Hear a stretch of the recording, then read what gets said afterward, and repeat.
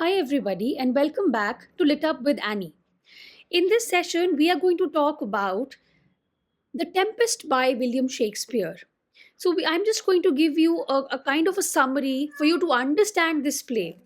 Now, The Tempest was believed to be written around 1610 or 1611 or between that, and it is one of Shakespeare's final plays. It is a tragic comedy and it blends elements of magic, romance, and political intrigue. The play is set on a remote island and it explores the themes of power, revenge, forgiveness, and the nature of art and also illusion. Talking about Act 1, we have this storm at sea.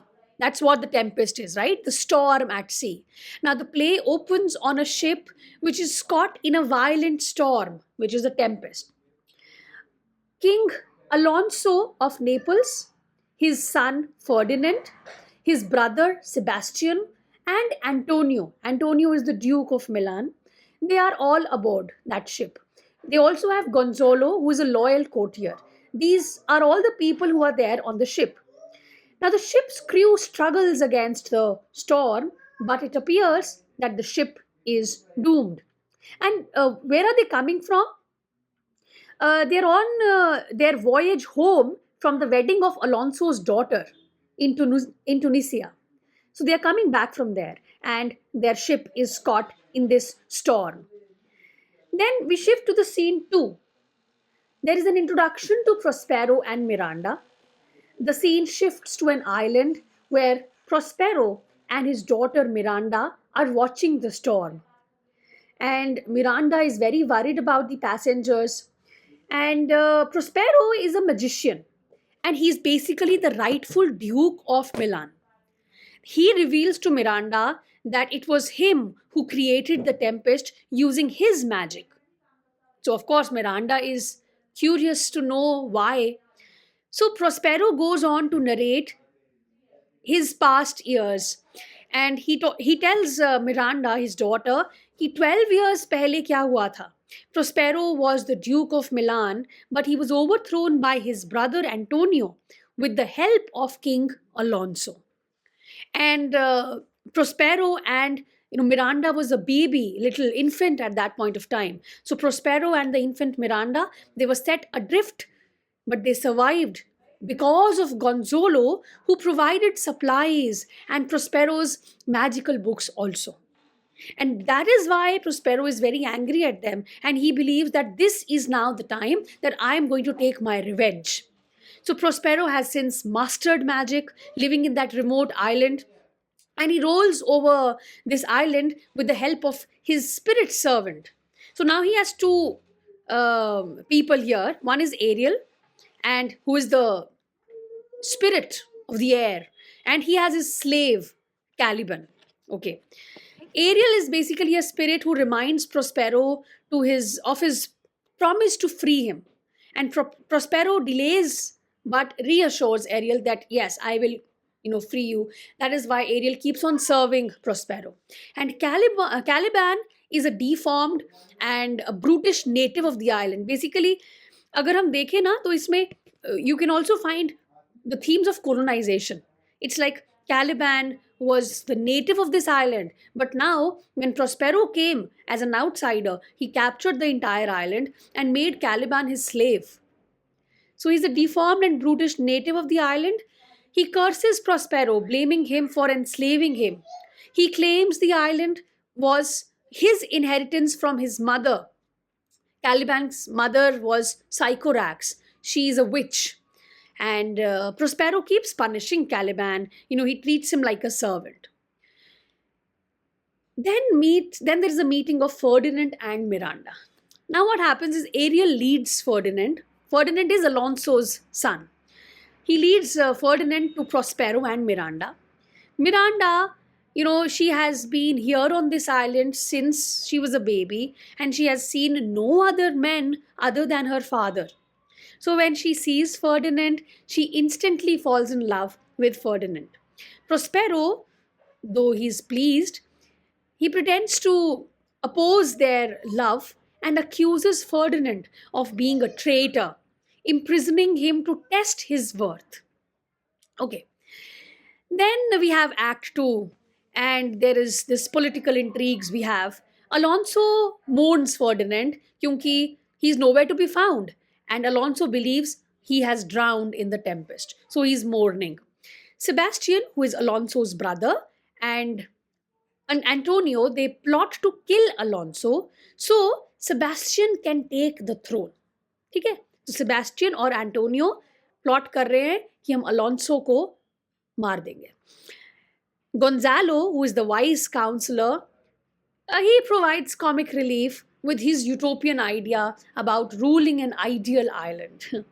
Ariel here intervenes just as Sebastian and Antonio they draw their swords, preventing the assassination. So Ariel is the one is looking after everything, and he prevents this assassination. After that, we have Caliban, and there is this conspiracy, his drunken conspiracy. So Caliban encounters two drunkards. We have number one, Stefano, and number two is Trinculo. Okay, Stefano is Alonso's butler, and Trinculo is like a court jester. ठीक है, जैसे फूल होता है वैसे. So believing Stefano to be a god, Caliban pledges loyalty to him, hoping to overthrow Prospero. सबके अपने अपने plans और कॉन्स्पिरेसीज चल रही हैं. तो यहाँ पे कैलिबैन तो अपना बना रहा है ना plan to overthrow Prospero. So he teams up with Stefano. The three form a foolish alliance, Stefano, Trinculo, and Caliban, planning to kill Prospero and make Stefano the ruler of the island. Then shifts to Act 3. We have Ferdinand's love trial. Now Ferdinand carries logs as Prospero's punishment. Prospero is testing Ferdinand, but takes it as a test of love. So he and Miranda they confess their love for each other, and Prospero secretly approves, but secretly he's not showing it just right yet. Then we have Caliban's rebellion in scene 2. Caliban persuades Stefano and Trinculo to kill Prospero while he sleeps. But again, Ariel, who is basically invisible, he plays a trick on them, confusing and frustrating their plan. Scene 3 में we have the banquet का एक scene होता है.